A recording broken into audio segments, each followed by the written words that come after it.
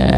Jadi kalau kita biasakan mengisi waktu di awal pagi dan di awal petang dengan bertobat kepada Allah Subhanahu wa taala, merenungi dosa-dosa kita, kemudian kita tobat menghidupkan dua waktu ini, maka itu luar biasa, akan ada perubahan dan kita akan dapati doa kita mustajab ya. Karena doa betul-betul dari tadarru, dari hati yang terdalam, kesadaran diri, dan kita iringi dengan zikir-zikir ya. Jadi itu apalagi di mungkin habis subuh sampai kita menunggu terbit matahari. Rasulullah SAW menjanjikan itu ibadah tersebut bisa seimbang, senilai dengan ibadah umroh ya. Jadi itu peluang bagi kita ya. Kita ini terkadang aneh ya, disuruh umroh pakai duit nggak mampu, disuruh umroh pakai zikir menunggu sampai pagi yo nggak mampu, terus maunya enak masuk surga ya.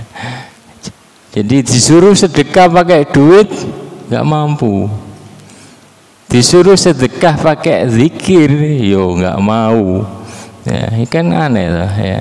Karena sedekahnya orang miskin, orang melarat itu ya zikir ya.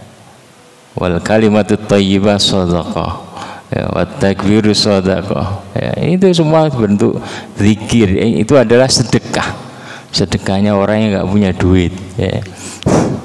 Jadi ini peluang bagi kita, jadi memanfaatkan waktu habis maghrib hingga isya untuk zikir, merenung, demikian juga habis subuh hingga matahari terbit, kita manfaatkan itu, kita akan dapatkan perubahan luar biasa.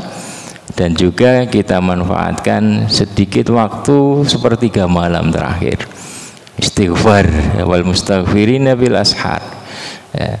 Jadi Allah Subhanahu wa taala mengatakan ya ayyuhalladzina amanu dzkurullaha dzikran katsira wasabbihuhu bukratan wa asila. Wahai orang-orang yang beriman, berzikirlah kepada Allah dengan zikir yang banyak, terlebih ya, perbanyak tasbih ketika bukratan wa asila, di awal pagi dan di awal petang ya, yaitu habis subuh juga habis maghrib ya. Jadi ada daerah-daerah yang masih ya, menjaga kebiasaan itu, menghidupkan kebiasaan para salafus saleh dahulu, yaitu menghidupkan waktu maghrib hingga isya dengan zikir, seperti daerah Tarim itu masih bagus terjaga. Sedangkan yang lainnya ya tersibukkan diganti dengan yang lain. Dulu pada masa dahulu kita masih kecil itu, waktu maghrib isya itu betul-betul sebagai waktu ngaji ya, karena itu waktu barokah, itu memang waktu barokah ya, bukan habis asar tapi habis maghrib hingga isya, itu waktu yang luar biasa. Jadi anak kecil betul-betul habis maghrib itu waktunya untuk baca Quran, belajar ngaji ya, itu salah satu cara untuk menghidupkan. Apalagi kalau kita bisa tadi zikir ya, kita manfaatkan untuk tafakkur dan tadzakur, ibadah merenung ya, maka insya Allah kita akan mendapatkan tadi perubahan pada diri kita ya, perubahan karakter, perbuatan yang lain. Demikian juga kita bisa tadi ya, kita manfaatkan untuk membaca sholawat, istighfar, kemudian mengakui dosa-dosa kita ya, dan baca sholawat ya. Jadi kalau kita tidak sempatkan untuk memperbanyak bacaan sholawat kita kepada Rasulullah SAW, lalu kapan? Ya, itu adalah bukti cinta kita, bukti bahwasanya kita ini rindu dengan Rasulullah, cinta dengan Rasulullah SAW, yaitu menyempatkan ada waktu-waktu khusus dipakai untuk tadi itu membaca sholawat ya. Semoga dari situ kita diundang oleh Allah Subhanahu wa taala membaca salamnya tidak dari jauh lagi. Kalau kita setiap sholat kan kita mengucapkan salam kepada Rasulullah kan dari jauh. Assalamualaikum ayyuhan nabiyyu wa rahmatullahi wa barakatuh, ya. Salam kepadamu ya Rasulullah, ya. Rahmat Allah dan barokahnya semoga terlimpah kepadamu. Kalau kita selalu membacanya, semoga Allah memberikan kesempatan kita membaca salam dari dekat, yaitu bisa berkunjung ke makam Rasulullah SAW. Kita bisa membaca salam kepada beliau dari dekat. Itu harapan kita. Itu semoga menjadi hadiah kalau kita bisa membiasakan. Jadi kita mengisi waktu-waktu barokah ini dengan tadi memperbanyak zikir, dengan memperbanyak doa kepada Allah Subhanahu wa taala.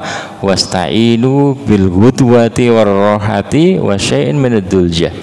Ya, manfaatkan, minta tolong kepada Allah dengan memanfaatkan 3 waktu barokah, yaitu waktu habis maghrib hingga isya, waktu habis subuh hingga terbit matahari, dan sebagian sepertiga malam terakhir. Dan ini adalah ibadah yang bisa mengangkat derajat kita. Ya.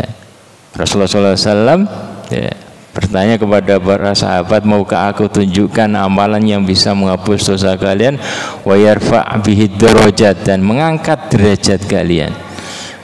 Rasulullah SAW kemudian melanjutkan, isbahul wudu alal makari wa kasratul khata ilal masajid, dan intidharus shalah ba'da shalah, menunggu dari satu sholat ke sholat yang lain. Ya, menunggu dari satu sholat ke sholat yang lain itu adalah antara maghrib dan isya. Ya, wadhalikumur ribat, itu yang namanya ribat, ya, yaitu membiasakan menunggu. Ya, kalau kita menunggu itu biasanya adalah pekerjaan yang paling membosankan. Tapi menunggu antara satu dan sholat ke sholat yang lain ini adalah ibadah yang menunggu yang paling menenteramkan. Karena ala bidzikrillahi tatmainnul qulub. Bukankah dengan zikir kepada Allah hati akan tentram?